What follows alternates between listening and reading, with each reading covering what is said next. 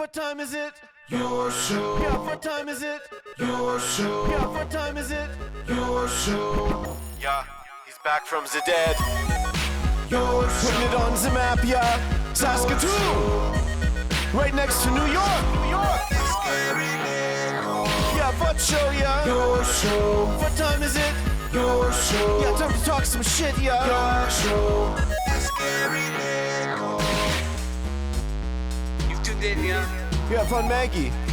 Bark, bark, wolf, wolf, who wants a treat, yeah? Keep listening. I belong West Virginia, Mountain Mama. How many home country roads? Take me home. Country roads, take me home. Country roads, yeah! Yeah! Yeah! Woo! There it is. Yeah. Big finish. Big finish. Oh, so good. That's how you come in hot. Welcome to the Tuesday edition of your show. As far as we know, still the only live show on YouTube from 4 to 5 p.m. Monday to Friday.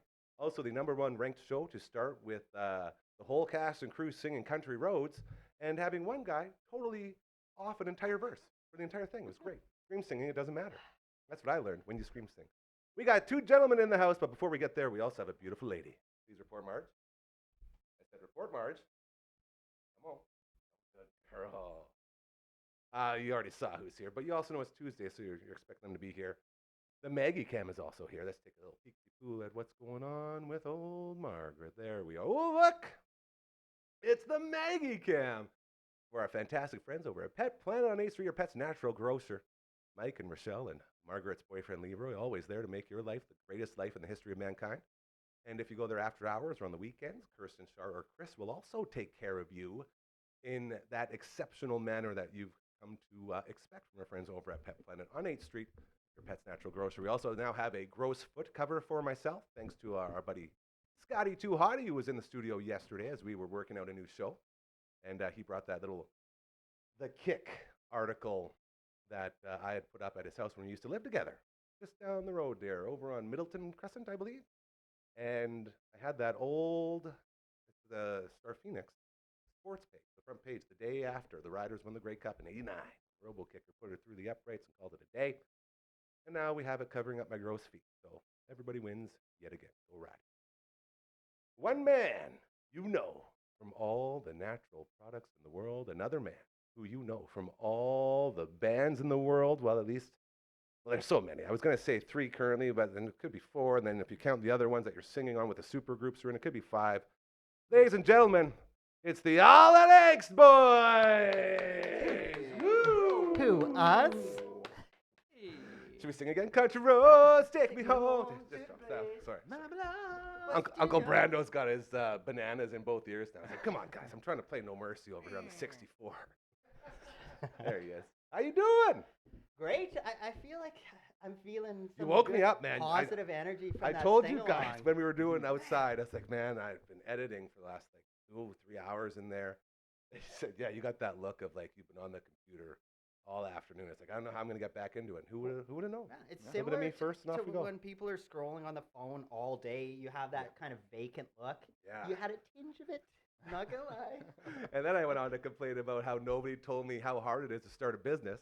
Well, I looked at Uncle Mike, who's still starting a business 15 years later. And I don't mean that in a bad way, brother. I mean, you're still learning with your business. Constantly learning. Again, Constantly like learning.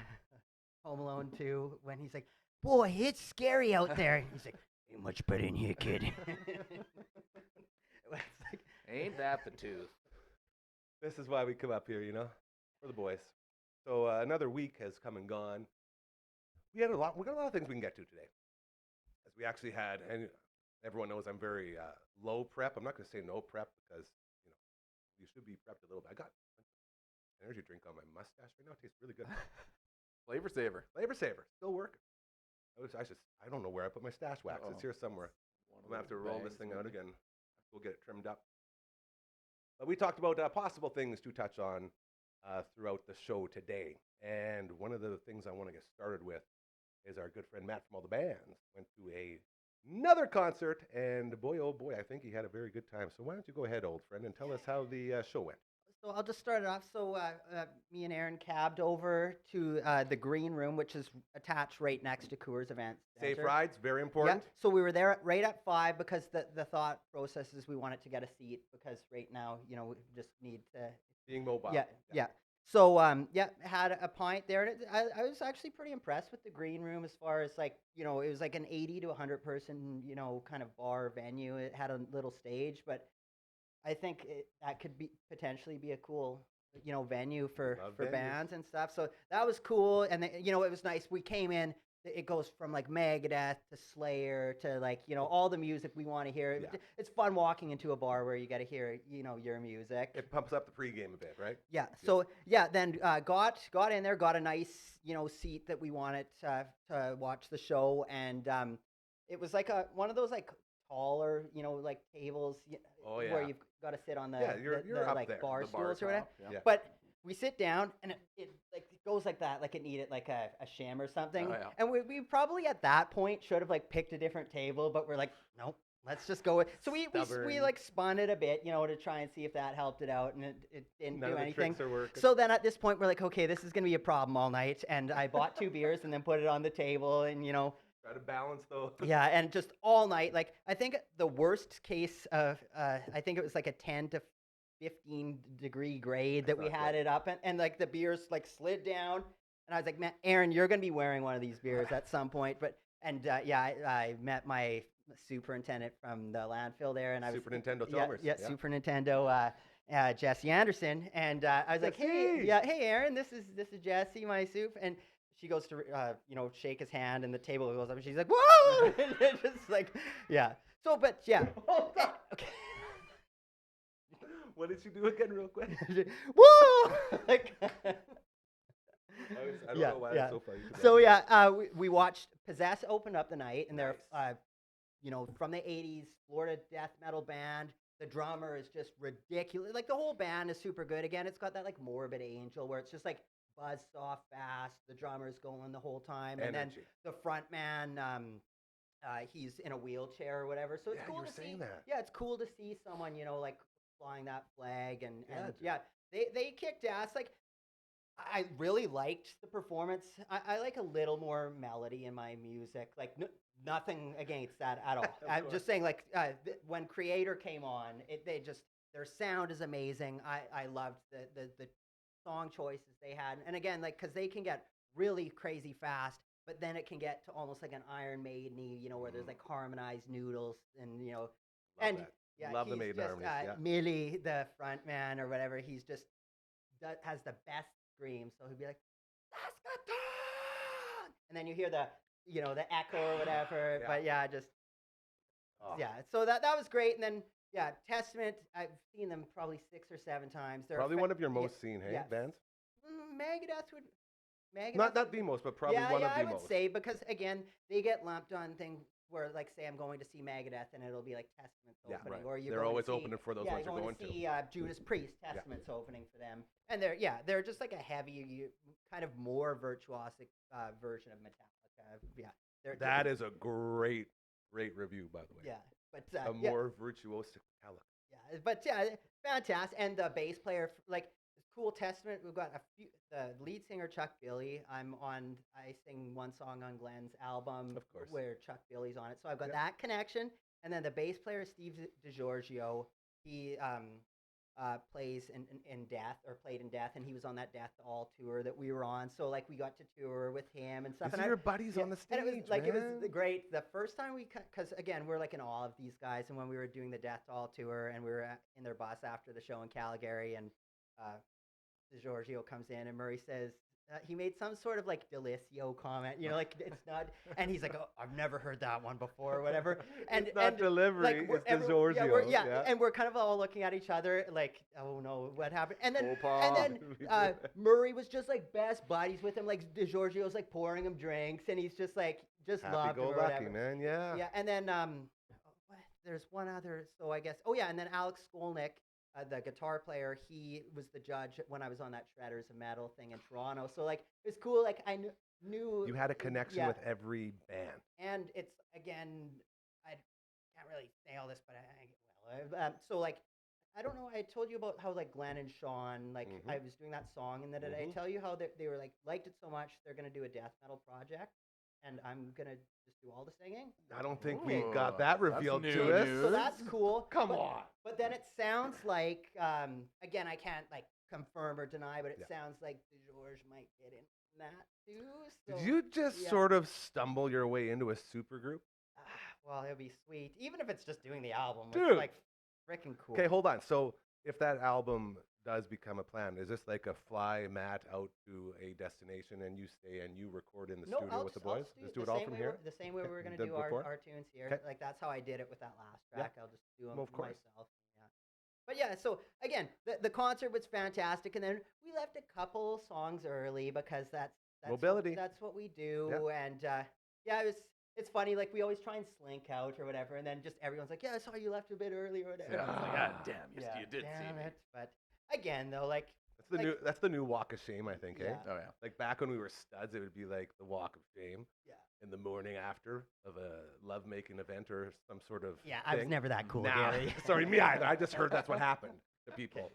I never experienced it. Yeah. But I imagine that's the new walk of shame since we've all established that we don't do sexy time anymore. Yeah. It's like the closest thing we get is walking out early from a concert. But yeah, it's just funny how you're acting like, oh yeah, just going to the washroom. Yeah. It's like, then why are you bringing all your merchandise with Why you? you got your Yeah. jacket on? Well, yeah, it's got to do something with it. But Oh, so this man.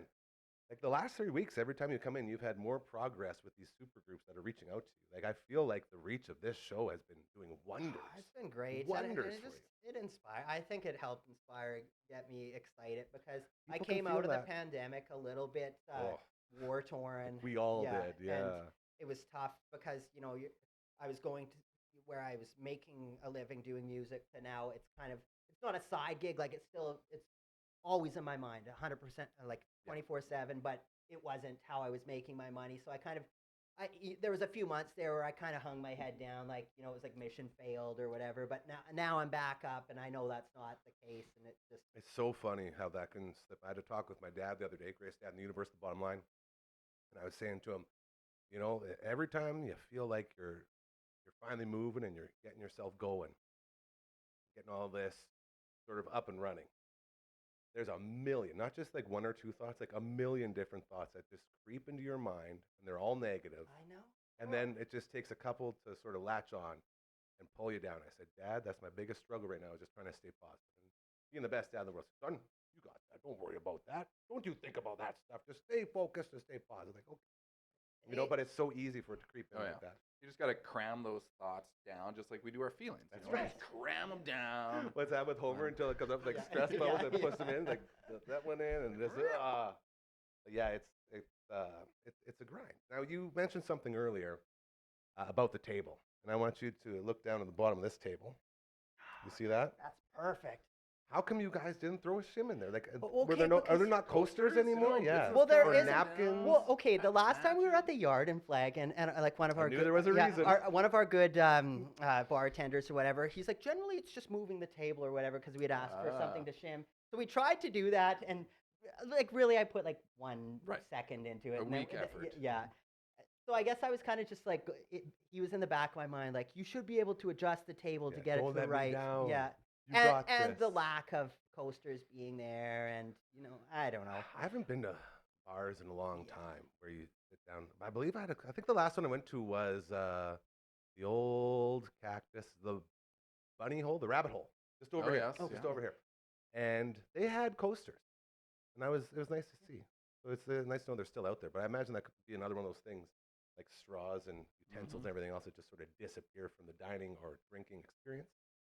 So unfortunately, you guys had to struggle through that. Yeah, it's too bad that it wasn't just like a little, like it really was an aggressive pill. Like we're talking, you needed like a Yeah. dictionary in there or Like something like that, or an it's, encyclopedia. Yeah.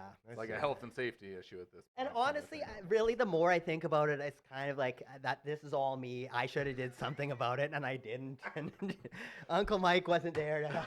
I was gonna say, man, everyone needs an Uncle Mike. That was gonna be my next question. Is how would you go about MacGyver? Well, of course he would have Yeah. fixed it.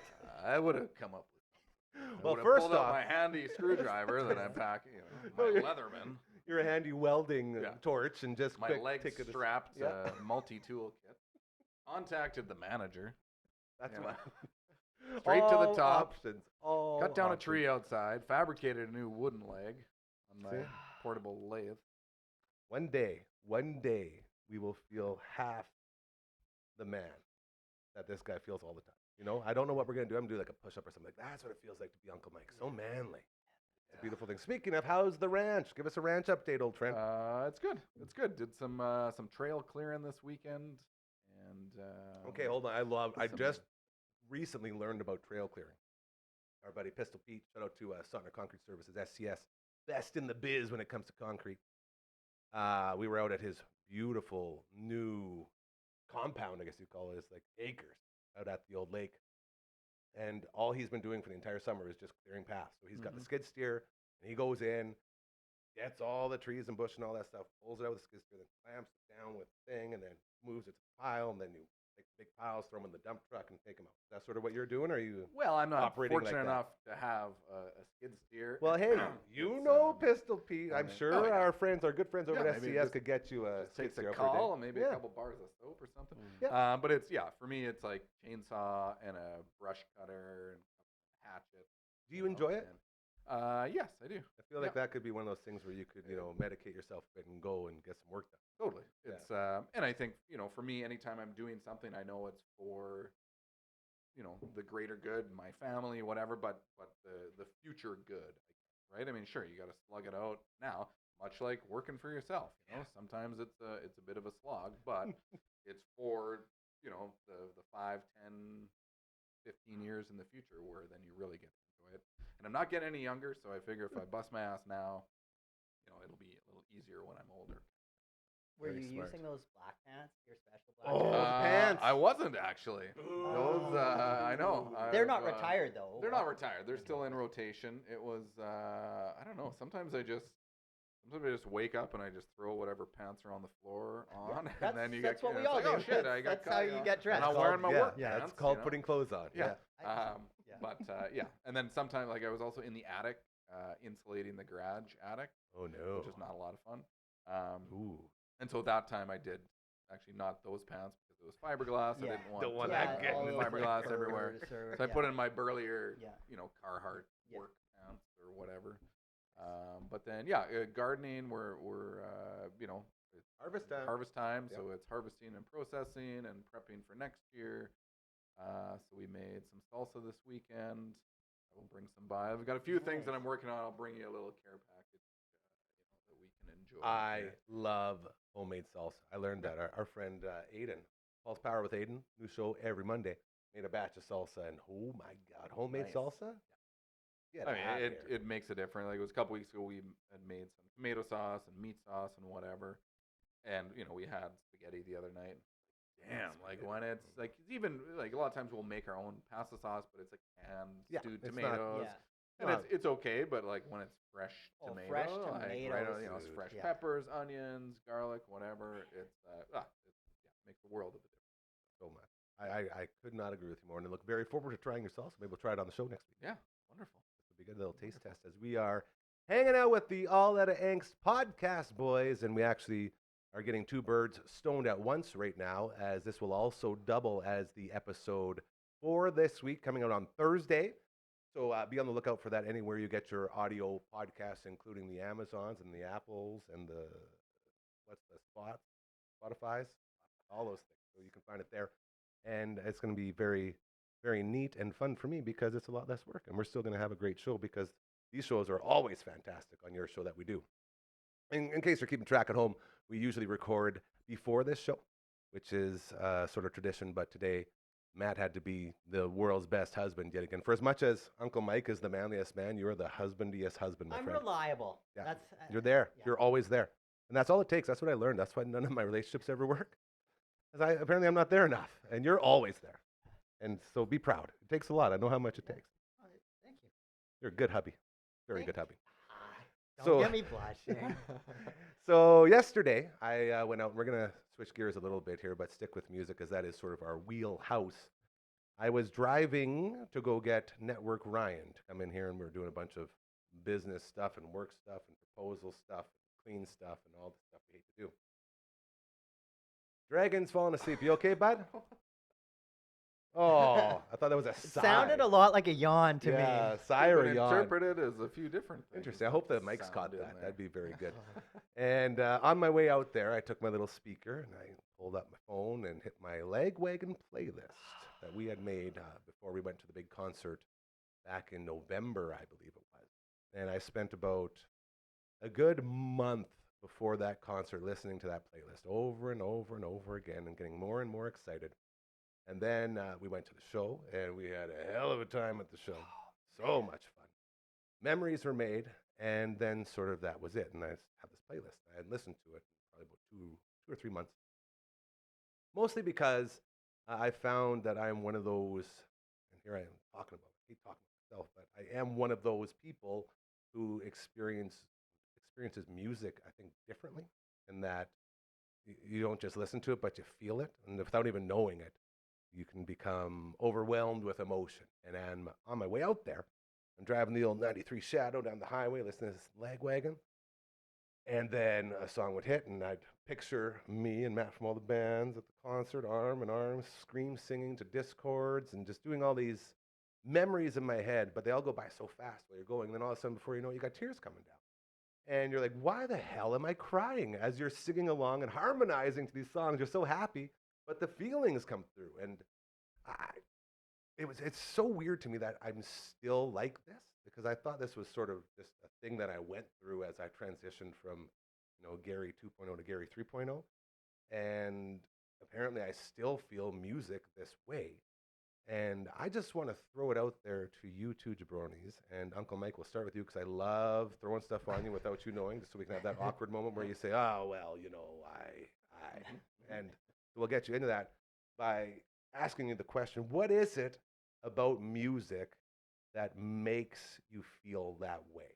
Like, is it a memory connection thing? Is it associated with, like, I call it DeLorean songs that take you back to these moments? Yep. Like, what the hell is it that makes me cry every time I listen to this music I love? I think that's, and I know we've talked about it before, how one of my things with music is the connection, to the lyrics, right? So I've made a connection in that, oh my God, this guy is singing about something that I've been through, right? So I'm connecting to that, and then either that connection takes me to a memory or a place, good or bad, and then obviously too, it's just the years of listening to the same types of music or the same albums, and yeah, DeLorean, you go back 20, 30 years to where, like, holy shit, this is where I first heard this song, or I remember doing this while we were listening to this, or so I think, depending on the song or the band, it'll kind of have those two effects, and just like things sometimes make me happy, and you're overwhelmed with emotion and happiness. I can sometimes have the other thing where you're like, oh shit, I was listening to this album when I was going through a breakup or when I was pissed at my parents, and so you kind of have both sides of it, where it's, and not to say that it's good to feel emotion, good or bad, kind of thing. We just finished talking about how we push all of those feelings down, never to be seen again. Yeah, exactly. Yeah.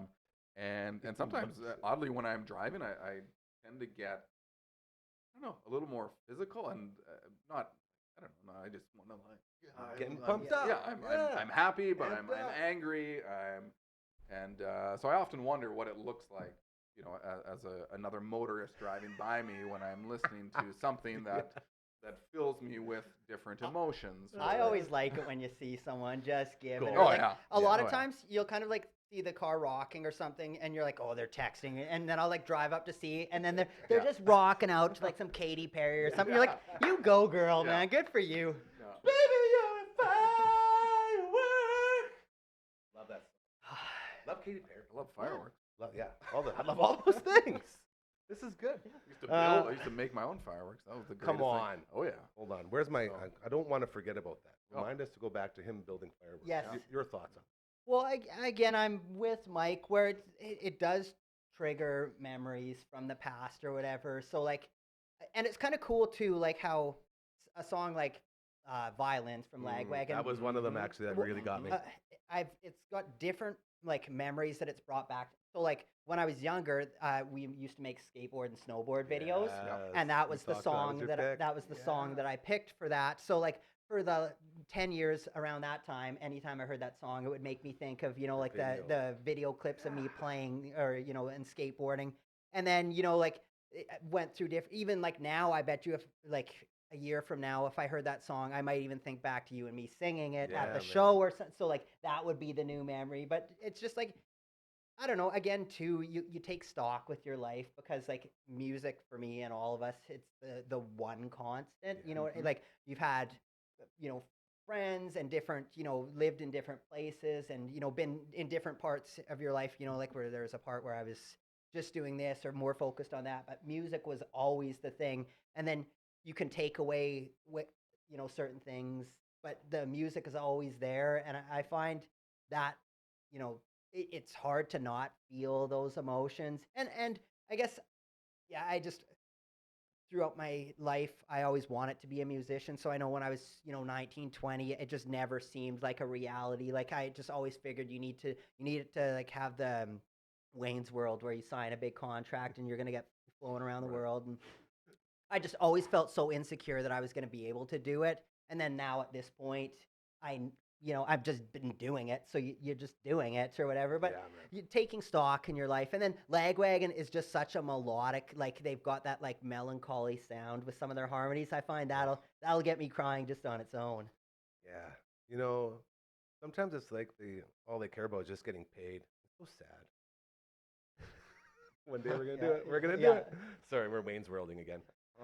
When you write music, do you ever think about making a connection with the person who's consuming it? Like, do you ever write something with the sole purpose to be, I'm going to make this so whoever's listening to this is going to remember this 10 years after the first time they heard it? Like, is that anything you're aware of when you're writing? I always want to try and write, timeless music. But the one tip or that, I don't know who said it to me, but it's like, you got to write music for yourself, because if you're trying to like, write it to appease other people, you're not really being honest with yourself. So I always just like, and I'll just write music, and if I legitimately think the guitar riff's good and like the melodies are cool, then I feel like that will resonate with someone. And it doesn't matter if it's like a million people. If it's again like with that last show we played in Calgary, where when people were like on the internet, they're like, oh, I finally got to hear Idle Hands or whatever, like it did resonate with someone. So I know that that's the case. And with this 2 new EPs, like the Untimely and the Raven, which I've never did this before, but when I go to Murray's place, I specifically have nothing prepared at all. Like where normally I've got pretty much all written and I just show up with the riffs. Now I've been showing up and just seeing what happens, and they've been really intuitive. And me and Tristan just did that with Raven Witch the other day. I wanted to get into this. This is my next thing.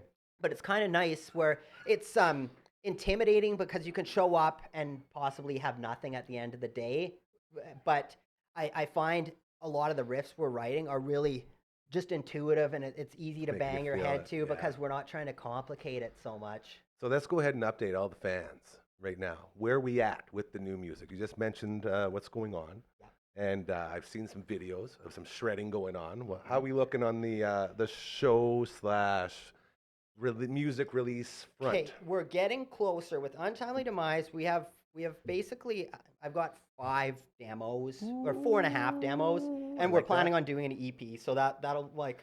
Is that the new way? I hate to jump into it. Is that the new way to do things? I don't know if it is, but for some reason my mind's been telling me to do it, and I just want to do it for a few reasons. We can just bang out 5 songs.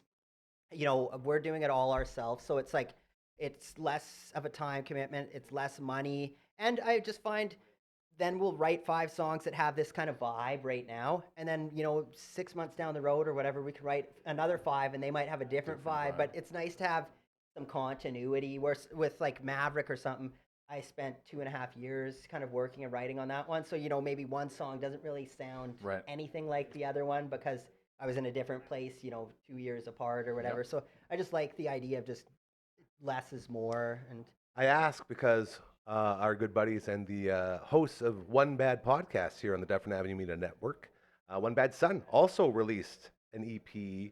I believe Dragon's the super fan. Last Friday it was? Last Friday, Dragoon? Yeah, so last Friday they released it.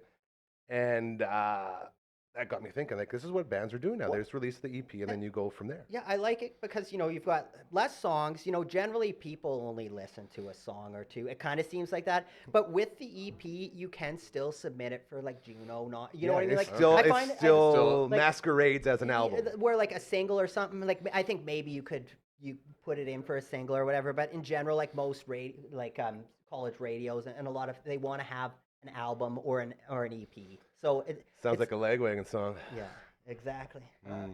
Anyways, I also want to say this. One Bad Son, our good buddy Kurt Dahl, the KD and me, we were supposed to do a taping this week for the latest batch of One Bad podcasts, but I'm just reading this this is a quote from his. You call it a quote when it's a text? I would. Okay. Yeah. So normally what we do, just to pull back the curtain a little bit, is we record usually 3 to 4 shows. They come in once a month, and we just do that. And then when the week comes up that the last episode is run, I'll send KD a message, be like, hey, all right, so we're ready for another one. And that's worked swimmingly until this moment, where I said, hey, we need to record another run of shows this week. What day works for you? And then we always call each other my bros. I go, KD, my bro. And then he goes, my bro. That was responded. This week is really tough because I've got Breakout West all week, and I'm the president of the board and the chair of the house committee. So every day is pretty nutty. So between dropping the EP last Friday and then running Breakout West and all the other stuff, we are planning next week to get those recordings done for One Bad Podcast. So we will be pushing the new EP through the rest of this week, and then next week we'll get back to it. But it shows that KD, man, oh man, that guy knows no bounds when it comes to doing things for music in this province, eh? It's nuts. He is, yeah, so important. it's crazy, and it's such a good friend, such a good human being too. So happy to have him as a part of this family as we roll on the Tuesday edition of your show, which is also masquerading as an All Out of Angst podcast, which is very, very exciting. That will drop on Thursday, hanging out with Uncle Mike and Matt from all the bands. We also have, I feel like things just got a little more Britishy in here. Do we have a Slightly more British. Slightly more British? Do we have a Brit? Is there a Brit on the set? Well, there's a plate of bangers and mash there over he here. is. You can have them. I can see one banger over there from here. That was a wiener joke. Pretty proud of that. You know, I actually ate banger. The first thing I ate when I got to Australia, which is funny, my buddy Brody and I, while we were waiting for our buddy Doobie to meet up with us, we got off the plane, and then we were supposed to get on a train from Sydney to go down to Melbourne. And we went to the British pub that was right by the train station. And I had my first ever British bangers and mash. Wow. It's pretty good. Mm-hmm. I don't really have much more to say about the experience, but it's pretty good. I still talk about it to this day. So I'm assuming, hey, Royal Anders, what, is there anything special that makes a sausage into a banger? Like, is it like Molly at a party where it goes from a party to a banger? Okay. So you're not putting Molly in the bangers to make them bangers? I would definitely do it. Okay, good. Just want to make sure. So it's not off the table then to put That's all I Molly. want. Just give us hope. You know, just give us hope as we continue rolling on. I want to get back to homemade fireworks, Uncle Mike. We've talked about all the different things you and your manliness have provided this world. Tell us about when you were making homemade fireworks. How does that even work? You generally start with either other fireworks, or you would... Well, that's not making your own. Well, you would break them apart and combine them with others, and you put them in a container. And but to take it a step back, when we didn't have fireworks, we would Homegrown. take sparklers. Okay. Yeah. You know, so you'd break up the sparklers, whatever, and then you'd find some gunpowder, usually, and some gasoline. I'm getting a feeling that this isn't This is not, legal. Do not try this at might home, kids. get Do us, not try this at home. Yeah. We don't do this sanctioned anymore. This is or, what we did back in as the day. a young child. Yeah. And then you'd find a vessel, and this is bad. I don't know. I So mean, hold on. All we need is sparklers, gas, and gunpowder, and we're off to the races. Yeah, and a fuse. So you take like a fuse out of another firework, right? Yes. And you'd that as your fuse, and then you'd put it in some type of container, and you'd generally tape it up so it's nice and Snug, taut. You know, because the more compression you that's get, where it the gets louder pop. the bang, the That's where more pop comes from. explosive you get. So were we going for and explosion, or were we would- going for like a straight, No, it was straight shot? more. I mean, I don't want to sound like the Unabomber, but it was maybe more just building bombs. Yeah. I guess. I mean, obviously the the contents of the things would generally give off some type of color. That's depending what I on was going to you get used. into.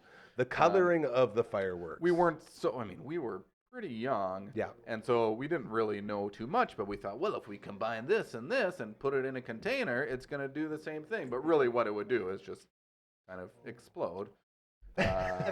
And yeah, a lot of like WD-40, and we'd spray Anything. our bike tires with WD-40 to Oh, light them up yeah. and then ride around. Smoke show. You know, and That's yeah, tight. just doing stuff. I mean, and I think like I don't know if we were 10 or 12, like it would probably pretty like my son is 12, and fortunately he's kind of not into that same stuff.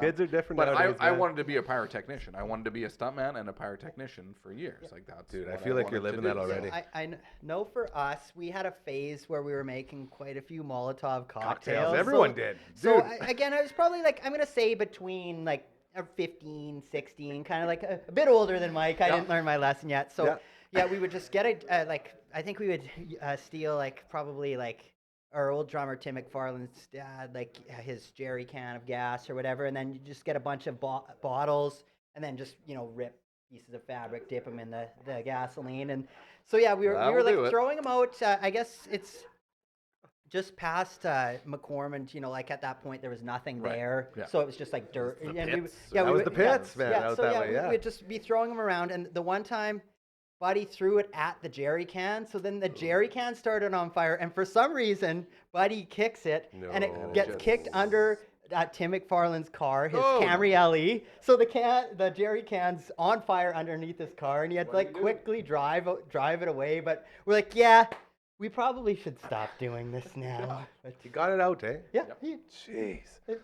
That's so funny. But it's so dude. funny. Like we should have just left it there, like the jerry can just burn out or whatever. But for Right. whatever reason, someone kicked it. And again, like when it kicked, like some of the gas could have Oh, went yeah. up on Yeah. that person's leg. Yeah. Kick the can was a fun game. It was Until it great- got too Until it extreme. was on That's like fire. extreme kick the Spreading can. But yeah, gas. that was our kind of one of our explosive. How do we all have stories, hey? And how do we have limbs? Yeah, that too. Man. Like And ours, eyebrows. man. Still. Like straight up, like I remember being in my garage, clear as day, with a couple of the boys, and had a beer bottle, filled her up with gas, got the Of course you did. dipped her in, walked just down the street. So Dufferin's this way, walked just down to Cascade, and just tossed it from the back alley onto the street, and sure enough, that thing worked, and it had a No, big it's- old it's fire right in the pretty middle of the street. It's awesome. like holy shit! Like we got in a lot of Oh, trouble yeah. for doing stupid. Like we also did the crab apple thing where we had one of those super elastic launchers where you like Oh, keep it yeah. on Oh, yeah. and you pull it back and send it off. We launched those. So we had 2 apple trees in the back, and we launched the apples all the way over like 4 houses. Bless you, Margaret. 4 houses, and landing on the street, and we were like hitting apartments over there and stuff. Like it was bad. Yeah. It was bad, stupid stuff. And again, do not ever do as we say. Like we are the dumbest kids for doing that. I just had one more memory recall that kind of Here we got go. jogged. So this would be more when I'm gonna say probably like 7 years old. Murray would have been 9, and we used to take my mom's hairspray, and then Oh, we would yeah. tape a candle in front of it, light the candle, and then Blowtorch. you just go. Slow torch. So I'm walking into Murray's room, and he freaking just sprays it like right at me. All my nose hairs are burnt. Like I feel like I couldn't like smell quite well for like Yeah. a few weeks or whatever. No. But again, like that could have been a lot worse. I don't know how we made it out alive. I agree. As it's, don't be dumb. I think that's the rule that we're learning today. Don't be stupid like we were. As we are don't grateful do for what all of Donnie our don't. limbs Yeah. and all that Yeah. stuff. That's it.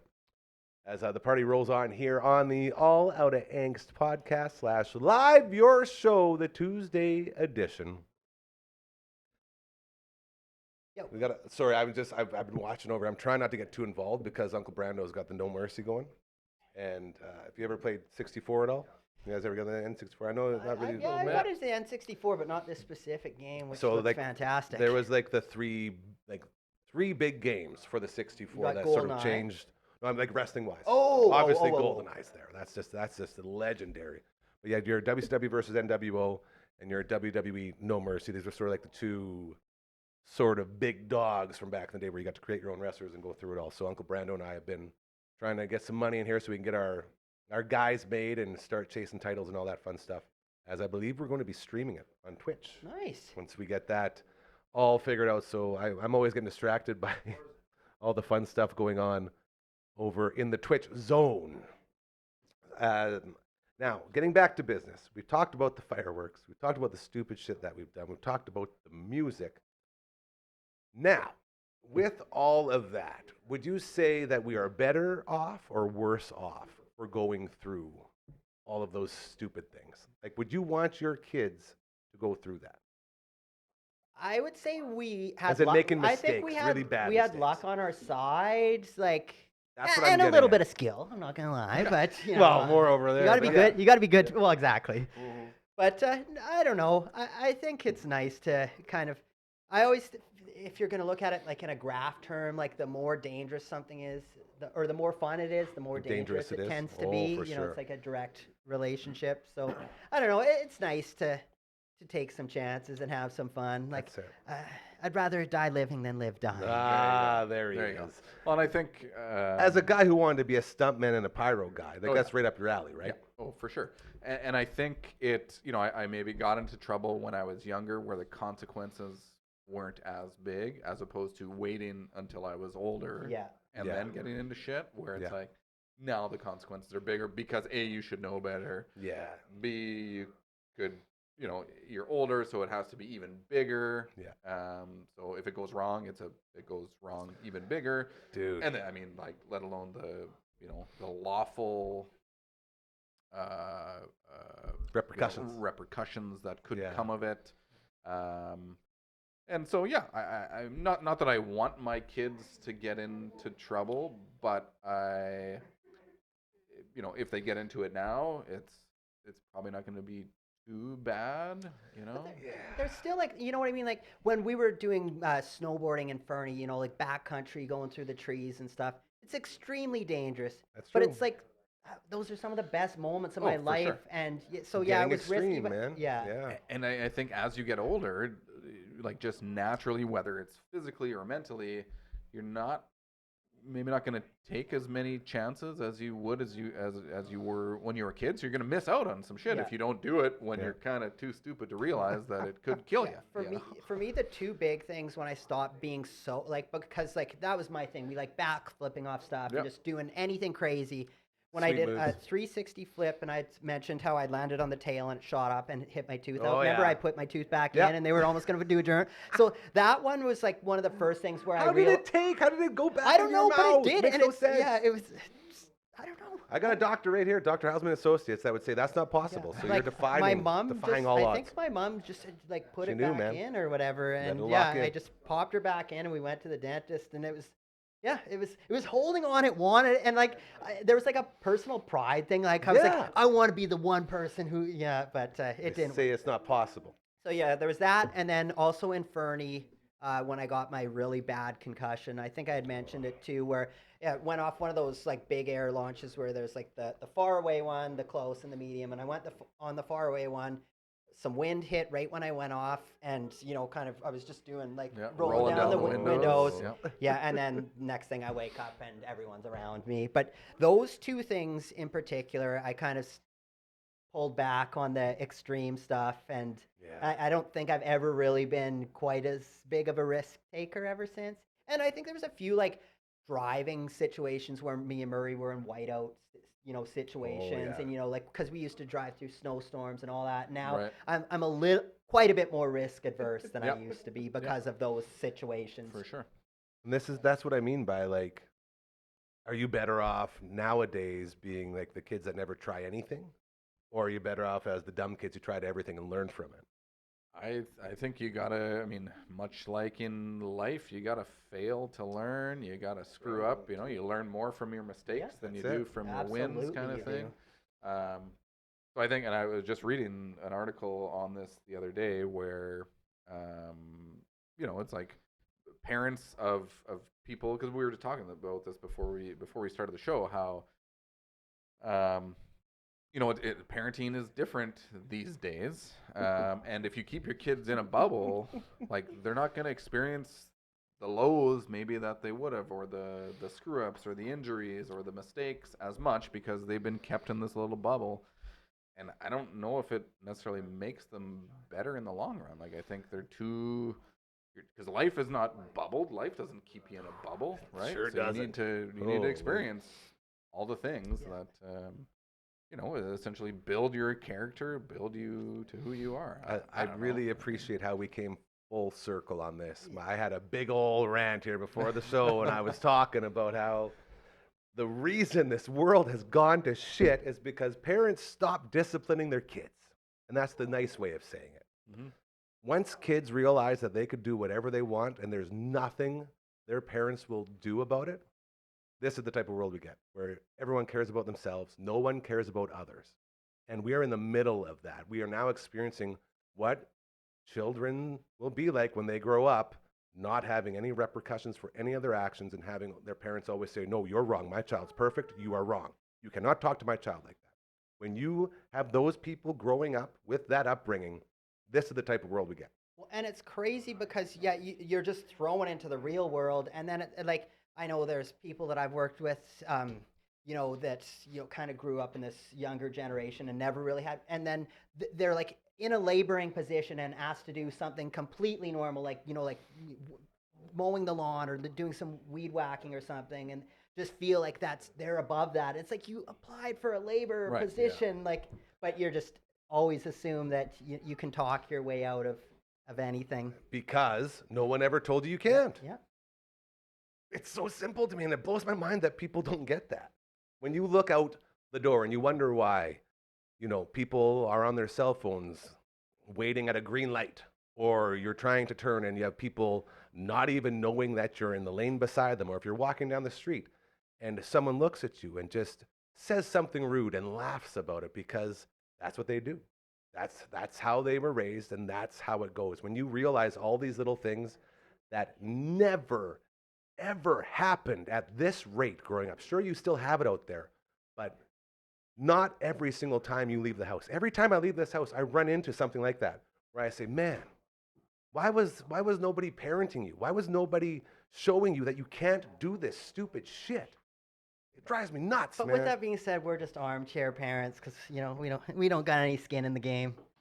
He does. Yeah, I do, yeah. And it is like it's different because I was raised differently than how I'm raising my kids. And I mean, trying to a hybrid where, I'm probably not going to be as hard on my kids as my dad was on me, or my mom was pretty chill, but my dad, I mean, as it was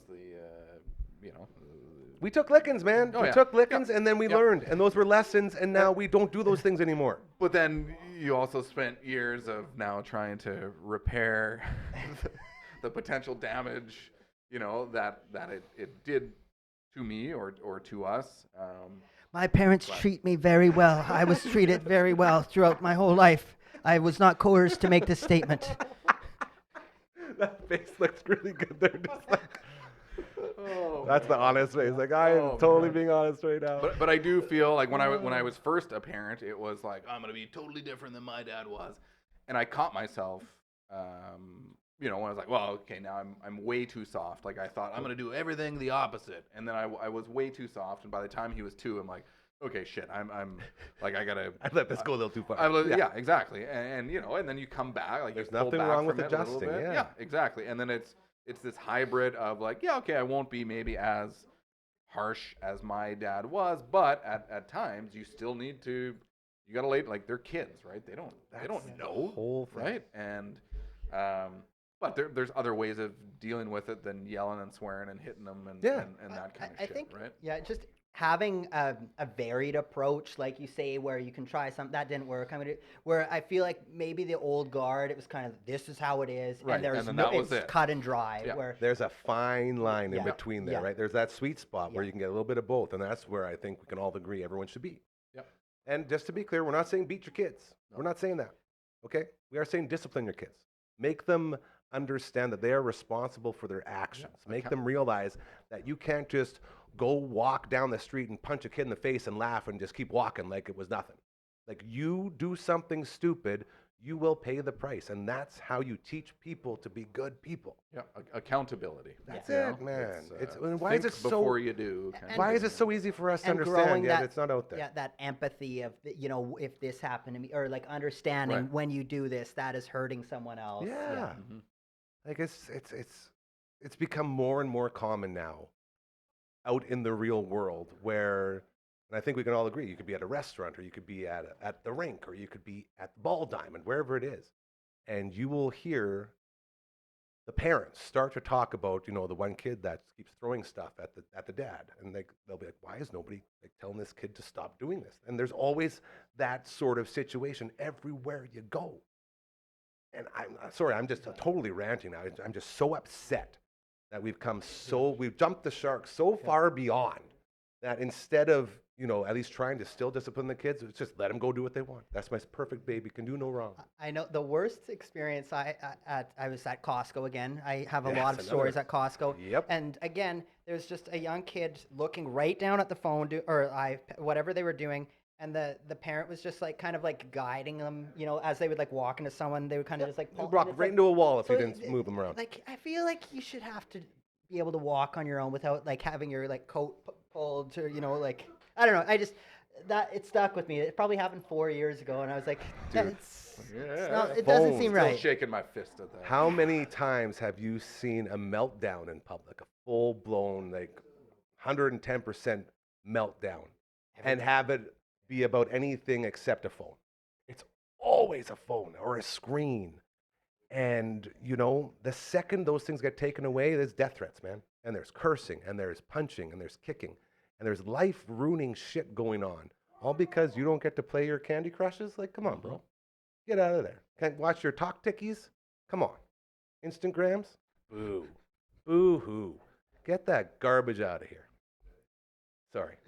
I think I got it all out of it. I got really upset. Yeah, I feel good now. I don't understand why I forgot. Maybe it's because, like, I truly feel we were sort of like the last real realm of raising kids properly. And I understand that's probably a very irresponsible thing to say, as I'm not raising any kids, but I did have a couple not sons for a while. And boy, oh boy, you take a screen away, man, that's game over. Good luck.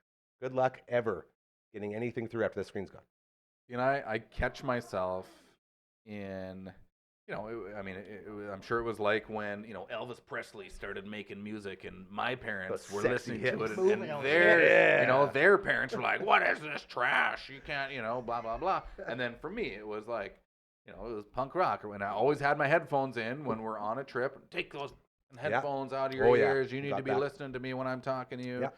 And then now it's screens. And I mean, we heavily regulate screen use. Like, you're my on kids don't have phones. I mean, they get, allotted screen time during the day. Sometimes, it's a pain in the ass to take it away, but it's like your You time have is to done, do it, and that's yeah. it, right?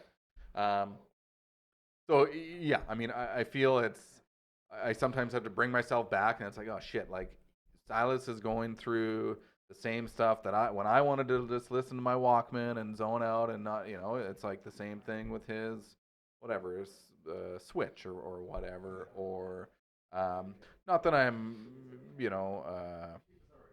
justifying whatever. It's just I sometimes have to take myself back. It's like, okay, it's just kind of the same shit at a different time, right? Perfect. If it's not Yeah. Elvis Presley, it's Nintendo Switch. If it's not the Beatles, it's punk rock. I don't Perfect example. And before we call it a day, we'll end on this one. My dad, again, the greatest dad in the history of mankind. Love him to the moon and back. My screen was the Nintendo. There was nothing you could do to get me away from the Nintendo. And I would play nonstop all the time. To the point where Dad said, son, I need you to pick those apples out there. Like, yeah, okay, Dad, I'll get to it. Half hour later, son, how's those apples coming? Almost there, Dad. About 20 minutes. Son, if you don't get out there and pick those apples, I'm going to throw your Nintendo in the garbage. Yeah, sure, Dad. You probably paid like $1 million for this Nintendo. There's no way you would do that. Oh, really, son? No. And this is me not understanding. My dad, he's a businessman, owns a business. He's got enough cash to float throwing away a Nintendo if he wants to. In my head, I'm like, you paid $1 million for that. You would never do that. That's like, this thing's my everything. Picks it up, unplugs it, instant bawling. Dad, no! Walks it out. I'll never forget it. Walks out through the deck, out into the back alley, opens up the dumpster, looks at me and says, you think I can't buy 100 of these? Dropped. And I'm in my head, I'm already like, okay, I can climb into that dumpster. Like, I can get it. I'll get it out, no problem. And he goes, don't you even think about going in there to get that stupid piece of shit. It's like, and guess what I did? I went and picked apples. I went and picked apples instantly. And then guess what? I was allowed to dumpster dive and get the Nintendo back. See, that's how it's done. That's how it's actually. That's a two-finger. That was, man, it was a mic drop, dude. It was such a, and it sticks with me to the day I die. Like, that was the moment where I realized, okay, this guy knows what he's talking about. And clearly the thing I hold in regard most highly means nothing to him, and he has no issues getting rid of it forever. So now next time you say I'm going to throw it out, guess what I do? Oh, sorry, Dad. A lesson was learned. He's not bluffing. A lesson was learned. Right. And he didn't hit you.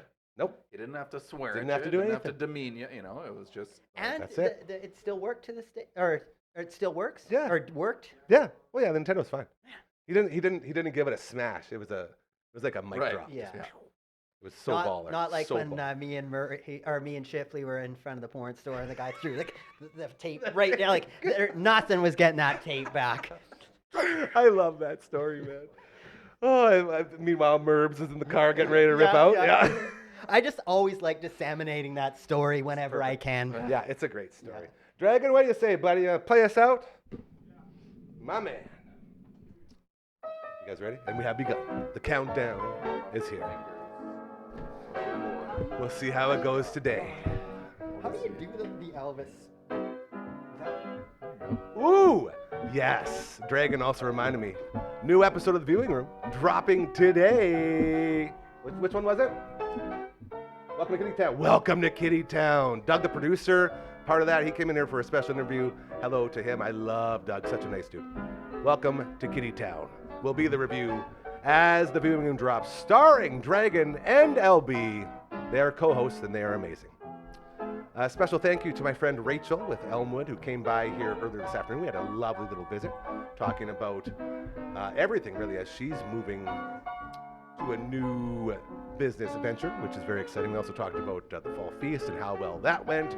And also a reminder that the need never stops, just like our friends at the food bank.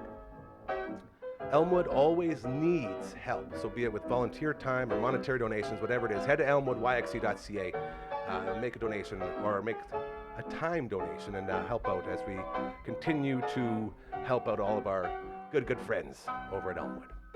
Thank you to Royal Anders, who showed up here in the background. That's my sweet prince. To Uncle Brando, getting ready to do we're recording for CCO. That means Network Brand will be here soon. Thank you to the boys for all of that. And to you too, jabronis.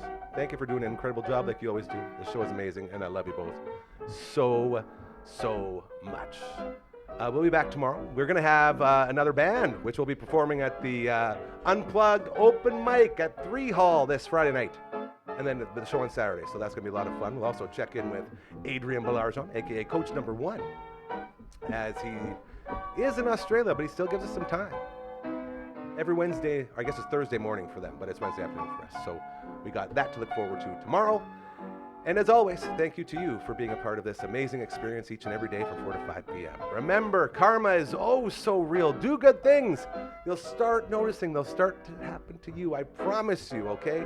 This is how we make the world a better place. And discipline your kids. That's the other one. Discipline. Throw out their Nintendo, or at least fake throw out their phones. Do something to really get in there. Have a great night. We'll talk to you tomorrow.